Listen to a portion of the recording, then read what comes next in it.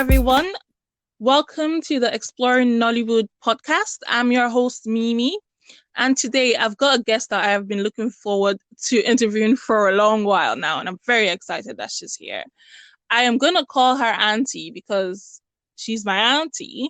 Auntie, could you give us a brief introduction of yourself? Oh, okay. So my name is Ameze, and I was popularly known as Ameze Mariagbe. And a lot of people regard me as one of the originals and pioneers of, what is popularly known as Nollywood now. When I started, it wasn't Nollywood. It was Nigerian Home Videos. Yes. Oh, that's really interesting. It was called Nigerian Home Videos, and it was when we started it, it was straight to DVDs. No, it wasn't even DVDs. It was VHS. So it was like, yeah, wow. I know, right? That's like, when we're cranking out the movies, like seriously, manually cranking out. But yeah, so I'm known for movies such as Tears for Love. Again, these are Nollywood classics. It's called Nollywood now.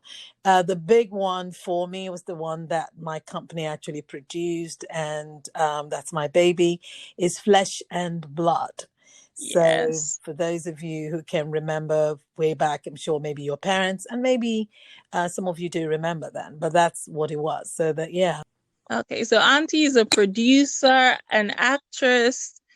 You can hear she's quite passionate about Nigerian cinema. Well, first of all, let me introduce the movie that she's talking about, Flesh and Blood, because I have seen that and that's on YouTube. Auntie, what year would you say that was made in? That was made, I believe it was 95 or 96. I'm trying to get my dates right now. So it was 95 or 96, yes. That was one of the OGs. That's one of the things that established Nollywood. Last time we were talking about living in bondage and mortal inheritance, and this was before all that. Right. So, right. Auntie, you're the OG. I am, and it's so funny because my daughter tells me the same thing. Like, oh my God, Mom, that's like old. I'm like, whatever. But but the truth is, living in bondage. Now I know there's a second part. There's a remake of it. The original Living in Bondage, that was about the time that my movie was made, and yes, it was.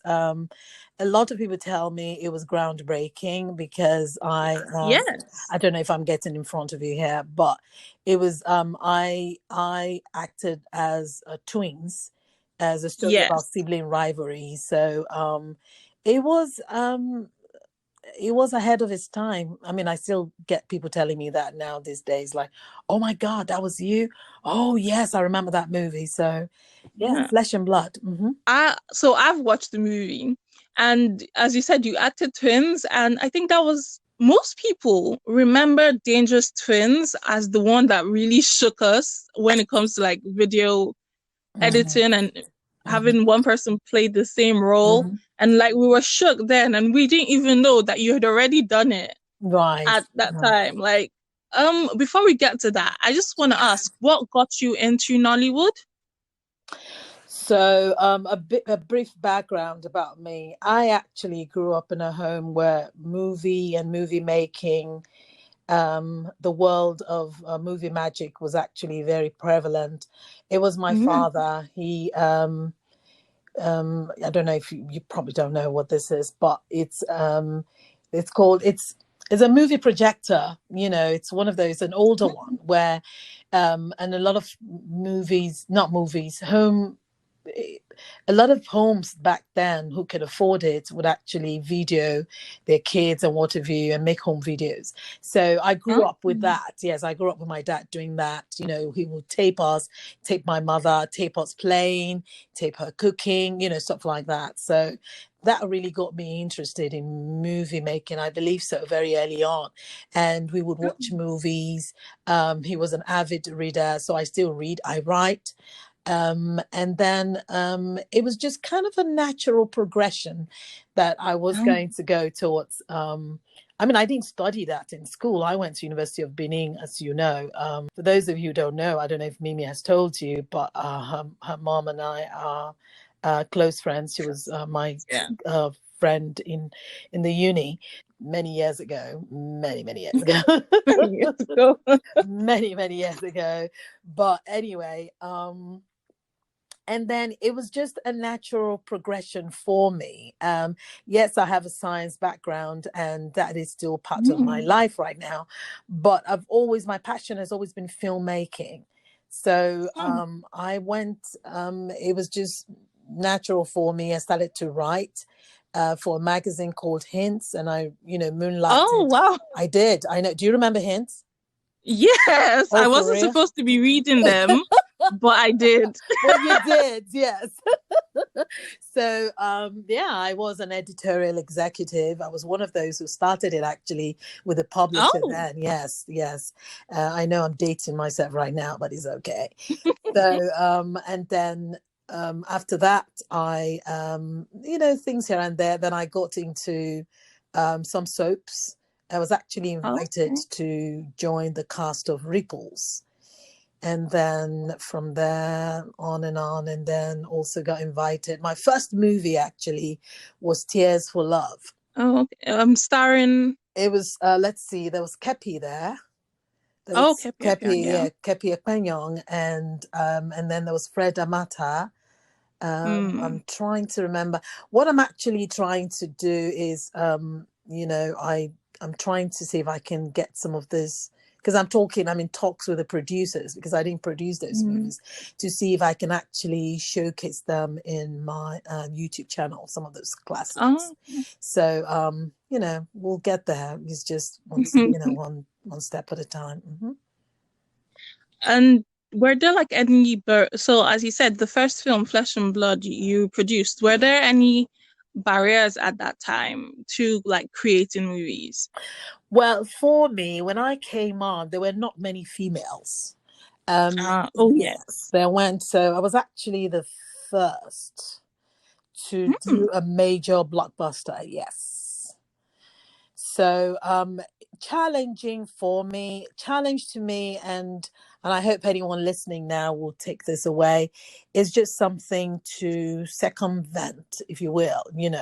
Challenges are meant to, they shouldn't stall you. It's just something to push you on. You know what I mean? So when I was going to embark on Flesh and Blood, it was, and I remember this now. This is how I promoted it: the biggest and the best, because Oh. I had the biggest stars. A lot of people came through my movie who are now big stars, Yeah, I Nollywood big knew. Oh, stars. sorry, Auntie.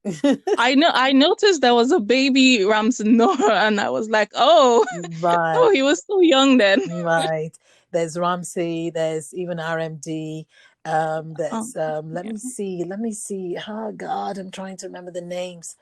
But there were people who passed through Yeah. my movie who are now big stars. But yeah, challenges were for me coming in, being very, well, youngish. I was in my 20s, and it was seen like, oh, really? Yeah. How are you going to pull this off? But Mm. I did, because the big thing is you've got to believe in yourself. You've got to believe that you can do this. And also, I know I'm not trying to preach, but you've got to have God. That's my faith, Yes. and that helped me a lot, because it was tough, because no one actually believed in me. No one actually believed Oh. in me. Yeah. Not so much that I can't do it, but it was a big movie with big And it was a names. big deal. It was a big deal too. So I wasn't married. Again, it's so funny that I would mention that, because people will think, But well, because there were people who came in after me who had that support. So there's a man there that would probably um support and inspire you, and you're able to push him in front of you, because believe it or not, by and large, it's starting to change now, but it's still a man's world. it is. It really is. Yes. Even if you look at Nollywood now, and yeah, there are some like huge rising stars that are female. Kemi Adesiba for one. Song. It is still very much a man's world in Nollywood, which is so ironic because most Nollywood films are made for women and are enjoyed by women. Right. And that is something I really hope would change Right. And that's a in these point you made days. there. Yeah. And that's a point you made there. It's but it's not just Nollywood. I mean, you look at That's Bollywood, true. you look at Hollywood, big studios, independent filmmaking are being run by men. It is changing, Yeah. don't get me wrong. But when I started, it was pretty much largely run by men. And those men I told me, oh, you can't make it. And there were women who came after me. The reason why I yeah. talk about being married, marriage is not what defines you. But I found that a lot of times men didn't want to deal with women. They would Oh. rather deal with the men, maybe their husbands or their significant Mhm. other. You know what I mean? Like, again, it's men just being not, Men. yeah, not being comfortable dealing with women or a powerful woman. Mhm. And I didn't let that stop me. Stopped you. I didn't. And when I look back now, and I have been asked before, like, how did you navigate that? How would they even listen to Yeah. you? I did, because they see me as this young girl, and then she wants to do this, and she wants this. People are like, yeah, right, whatever. But I did, and to God be the glory. Mhm. Yeah. No, it's seriously quite impressive because it is hard nowadays to get into Nollywood. But I can't imagine how much harder it was then. It wasn't even Nollywood then. No, no, the thing is to know your craft, be good at what Mhm. you know. Do you see what I'm saying? I knew my craft, and I know my craft, and I was confident in me, and I wasn't going to be stopped. You Mhm. can't let yourself be labeled, or boxed. And that's something I try to propagate and tell young ones coming up. You will be told no, especially if you're female. You will be told no a Yes. lot. You just have to, like, you know what, you're not going to accept it, and just forge ahead. And it gets better. It's getting better, but it's still largely a male Yeah. dominated industry. Well, hopefully it will change. Mhm. So apart from the film that you produced, you were also acting as an actress in lots of other films. Do Big. you have like Mhm. some names that I could just link for So we've got. information if people want to learn more about you, about what Mhm. the work that you did? Right. So there's I'm trying to remember the ones that are coming to me now. It's Tears for Love was actually the first time I did acting on the well, I can't say big screen, but that was Nigerian home video. Because then it was in big screen. We weren't going to the cinemas. So Yeah. there's Tears for Love, and then there is Dead End, and then Suicide Mission. Austin, I'm sorry for waking you up, but I just want to know why you want to wreck our marriage. Because all these years, we've been living happily. And then you brought this one prostitute. Oh, well, I remember that film. Yes, I was in there, believe it or not. I was in there too. And believe me, I remember everything you said about it. And you're not the only one. Everybody's, even my daughter was like, really, Mom? I'm like, just going, we're not going to talk about that. Okay. So, but those are not my productions, but those are movies I acted in. And then there was Narrow Escape. Narrow Escape. Okay. Those are the ones I think I remember just now. There's some other ones, but it's not. I don't want to say the wrong names. Moving away from your experience specifically, let's now talk about Nollywood as Nigeria's film industry. Okay. One of the things that we have said in the previous podcast is, as Africans in the diaspora, myself, my family, my friends, we moved from Nigeria to the UK, to the US, and we found that Nollywood was really good at maintaining that cultural bonds to like the country we came from. So, what do you think about Nollywood as a representative of Africa, as giving Africans a way to, see home? I think Nollywood is doing the best it can be. It can do better, but I will tell you, it's put Nigeria and other African filmmakers on the map. So, Yes. in saying that, I think Nollywood has done a great job. Again, Rome wasn't built in one day. I mean, Hollywood didn't get to where it is today by, it had to start somewhere. So I know there are some people who would bash Nollywood, and that's fine. But it's also made giant strides. I live in It the has. US, and the population that watches Nollywood is not just Nigerians and diaspora.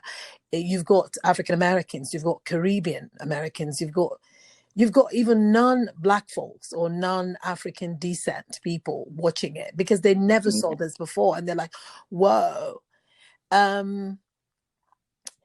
There are certain it's like watching Bollywood or even Hollywood, and there's a reason why I make this comparison, because not all films are going to show. I mean, everyone's got their genre. Do you see what I'm saying? Because I do know some people are like, oh, Nollywood movie shows too much this and that, and that's fine, and that's fine, but it's like a buffet table. Do you see what I'm saying? It's got different genres. You've got the horror, you've got the Christian parts of it, you've got the one about voodoo or voodoo like type, and it's fine. But the truth, what people need to look at is it's creating and making news.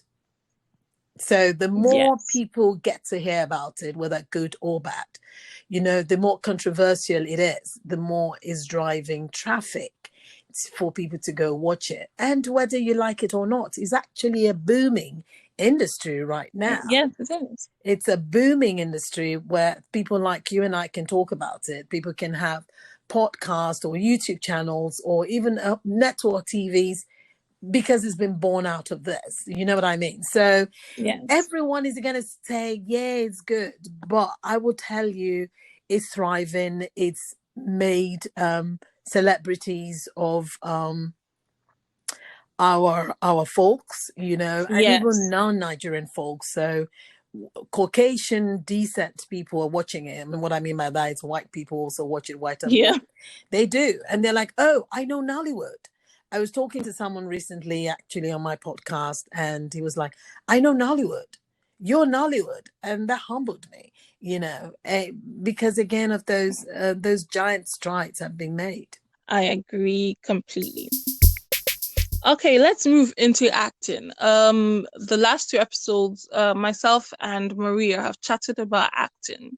So what do you think makes a good Nollywood actor? I have talked about this also on my podcast, and incidentally, just like you're starting, an acting series is something my friend and I are thinking of, putting up something to do with acting. First of all, there are good actors and there are bad actors, and the consumer can always smell and know a bad actor from afar. And that's the truth. You're not going to fool anyone.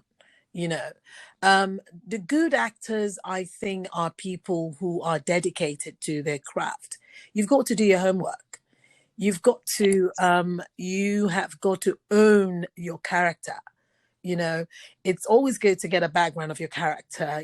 When you get your script, the character breakdown is there. XYZ is wealthy, is this, is that, and what have you.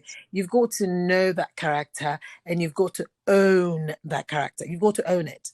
You've got to disappear into that character. And that's what makes a good, because it would come across.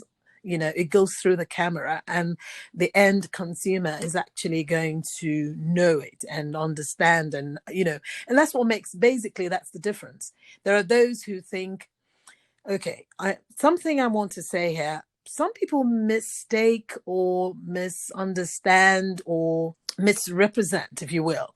Good acting is not necessary. Good acting and being a good actor does not necessarily translate to you being a celebrity.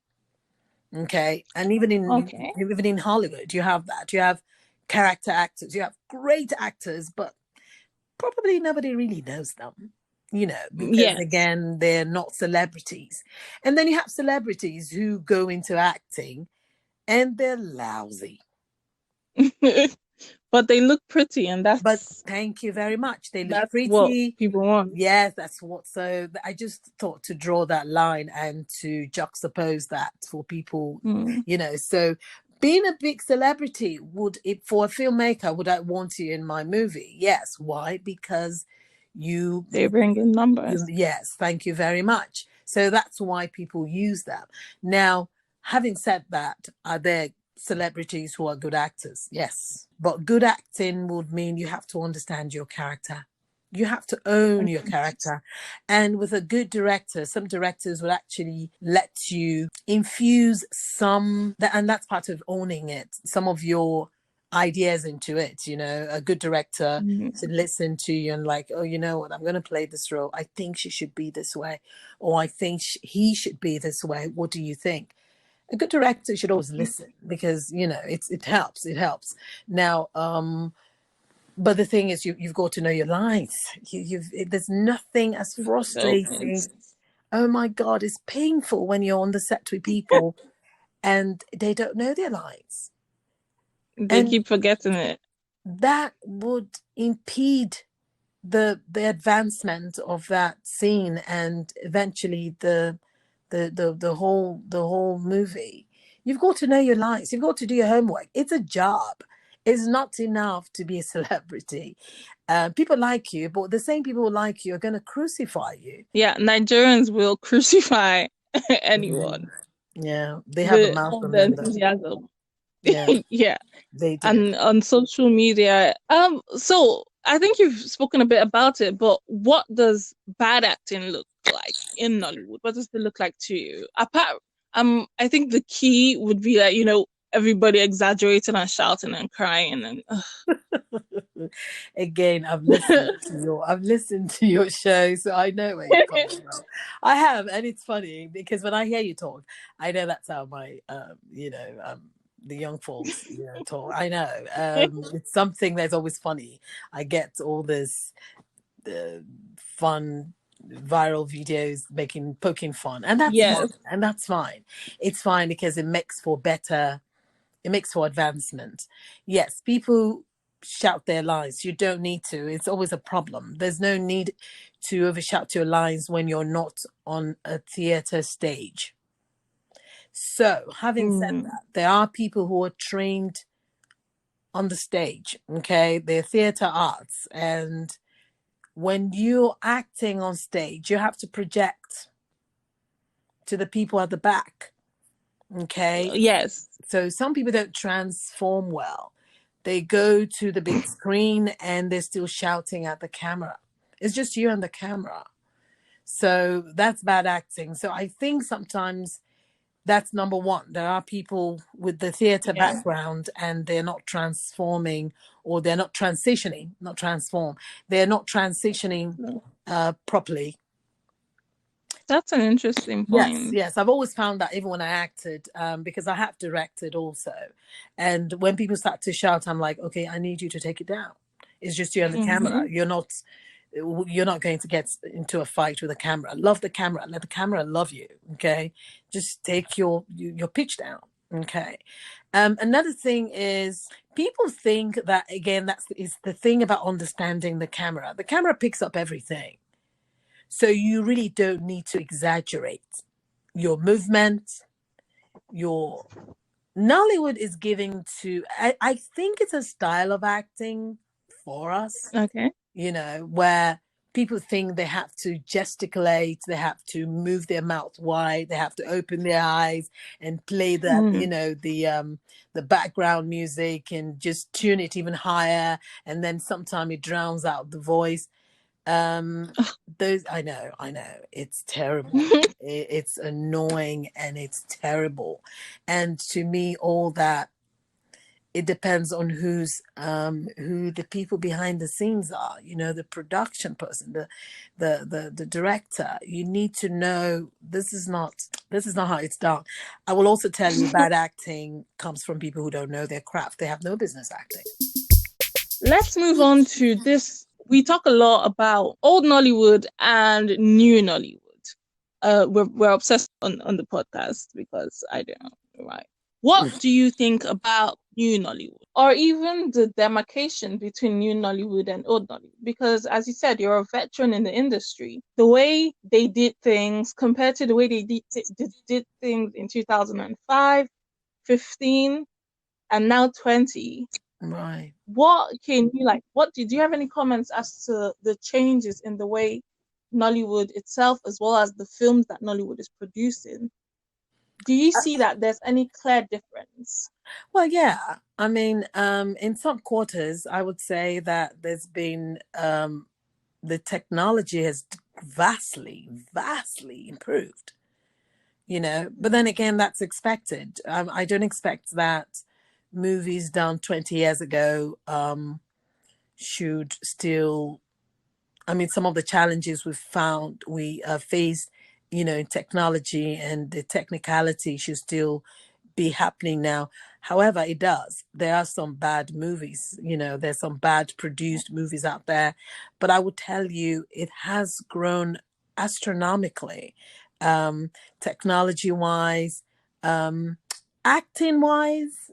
I think the big thing now is, and you already mentioned it, it's more about celebrity based. Do you see what I'm saying? So they're going to throw you into a movie, but they're not necessarily people who love the craft. Do you see what I'm saying? So it's an avenue for gaining celebrity status. Having said that, there are good actors. There are those who love their work, and it shows. I can't take that away. There are some great actors, but I think acting hasn't actually advanced much, but technology has. Yeah. Well, that's an interesting point. Mm-hmm. Let's go more controversial. Yeah. So what are the things that you didn't like when you were producing your films, and you don't like in the current crop of films that we're getting now? Let me see. What didn't I like? When I went into this industry, there were a lot of things that were missing. It wasn't so much. There were people who could act. There wasn't just so much equipment. The technology wasn't there. And for me right now, 20 years later, to see that you have all this technology now and you're still coming up with subpar movies, then that irritates me. It irritates me. What would you qualify as like a subpar movie? Well, no one movie comes to mind readily right now, but a movie. Oh no, please don't mention any names. No, I'm not going to. I can't think of any, but I have seen some movies that I've just immediately just turned off. It's like, come on now. This is, even back when I did movies, Nollywood movies, we didn't accept this. Why do we have it now? And it's people using Nollywood, and I use this term very loosely, using Nollywood as a footing or as an entrance into the celebrity world. Do you see what I'm saying? So you have people who can finance a movie, and that's what a friend of mine calls it. I must act. I must act. I must act. That's what we call them. I must act. So they finance a movie, and it's just a vehicle for them to get that celebrity. Yes. So I think that section is what annoys me. Now I cannot say. I mean, someone might come on now and say, well, if you're saying that, then I'm sure this happens elsewhere, like in Hollywood, and that may be true, but we're talking about Nollywood. I'm talking about what happens there.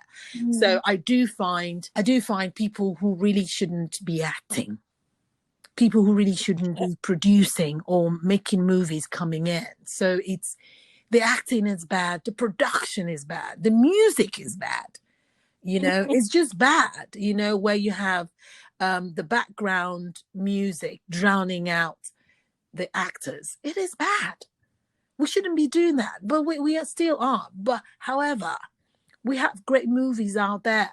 Great filmmakers have been born out of the old Nollywood, and you have newer people coming in who have been trained outside of Nigeria coming in. And they were influenced by, you know, people early on, like myself. And they're like, you know what, I want to do this. And I have had people talk to me and say, oh, I saw you, or I saw you do this. And I'm like, oh, I can do that, you know. And that makes you feel good. So, yeah, one big thing that's always irks me, and this is people watching their product really don't see this, but one of the things that irked me then and irks me now is call time. People not being professional. Oh, yes. Yes, people not being professional. You have to be professional. It's a job. When you have a job to go to, you go. There's a call time. But again, these are things that the end users, the consumers don't We see. don't see. Yeah, but I do think that you can sometimes see unprofessionalism in a movie. Oh yeah. Where do you want Nollywood to go to? What do you want to see in future from Nollywood? I want Nollywood to explode. I really do. I want it to explode, to be so big, because we are a very talented people. I really want it to explode, because that's one way we can import our heritage, our roots, our stories. Our stories are being told. Only us can tell our stories and tell it properly. So we have to be aware of that. And we're starting to note that, like, you know what, we have to tell our stories. I want Nollywood to explode. Just like in the music industry in Nigeria, there is a genre now called Afrobeats. When you hear it, it's pervading the world of music. When you hear it, everyone knows that is Afrobeats. It's from Africa. It's from Nigeria. Do you see what I'm saying? Our Nigerian boys are doing great. That's the same thing I want for Nollywood. I know it's going to, because more and more and filmmakers coming in and just taking it beyond African shores. See, before I let you go, I usually like to play this a little game with my guests. Okay. It's called Build Your Own Nollywood Movie. And I know you've done that literally. It's like a bit of fun and like a bit of a laugh to end an episode with. Okay. So if you were building your own movie, who would you cast as the main lead? Who would I cast? Let me see. I like RMD. Okay. And so who would be your female lead? Let's see. At this time, I like Stella Damasus. This is building up to be like a very like OG old Nollywood movie. Yeah, it's starting to be like that. Who would be your antagonist? Who would be the villain? Villain will be I know villain. She plays the villain a lot. She's always that mother who's always playing villains, always. Patience is up. Yes. Yes. Okay. So what is the good thing about your movie? The good thing about my movie is that love conquers all. Oh, okay. But as you know, no film is perfect. What is the bad thing about your movie? The bad thing, which might not necessarily be bad, depends on who's looking at it, is the person who tried to put them aside dies. Isn't that just typical Nollywood? It's okay. I've watched films like that. Yeah, they're all like that, aren't they? That sounds like an interesting film. Yeah, the bad person would always die. That bad woman who didn't like you, or the bad man. they fall on their own evil doings. Yeah, that's a typical Nollywood movie. Yeah. Auntie has a really good podcast. She interviews people of interest. I just recently finished listening to, I'm sorry, I forget his name, but the musician that had a terrible thing done to him, but he kind of made lemonade out of lemons. Oh yeah, the hate crime. Yeah, that was really sad. He was attacked because, well, he was a member of the LGBTQ. He's gay, and now he's lost his teeth. And poor guy, that's a hate crime. It has no place in any society. I mean, we're all different, but our differences make us strong. So yeah, he was attacked just because he's gay. Yeah, his name is Evan Safford. I find the series quite interesting. Where can people find you online? So I have a podcast. It's called Ameze Live, and that's on Anchor.fm. You can listen to it wherever you listen to your podcast. I've also got a YouTube channel, which is called Ameze. It's actually Ameze Live, but if you type in Ameze Superstar, you'll find it. Yeah, Ameze Superstar. On Instagram and Twitter is Ameze Superstar. And you can write to me directly for those who want to. I tend to get tons of letters, and I'm trying to get to a Q&A. I know. I don't know how that happened, because I didn't think people write, but they do. So it's amezesuperstar@gmail.com. I'm working on my, I'll get there because I have to work. I have a day job, people. So eventually I would get my website going. But yeah, so that those are places you can find me, and you can reach me through Mimi. Okay. Yeah. Auntie, thank you so much for chatting with me, and it's been great fun, and we've discovered some really interesting things about the industry and about yourself. Do you have any other thing to add? Long time ago when I came into this industry, it was tough. It was like pulling teeth. People will tell you no, especially when you're a woman. People will tell you no when you're a woman and you're black. So add more to it. I don't care about those labels. I don't care about those box. It doesn't matter. Okay, you be the difference. You be different. I was different. I was, and I wowed people. People didn't believe it. Like, oh my God. I mean, you need to come to my set. So having said that, you would be told no. You don't have to take it. You don't have to accept it. The good things will come. Thank you so much, Auntie, for chatting with me. And then hopefully I can invite you back on. I would love that. I would love that. So we can make fun of Nollywood. I actually like that too. I do that a lot.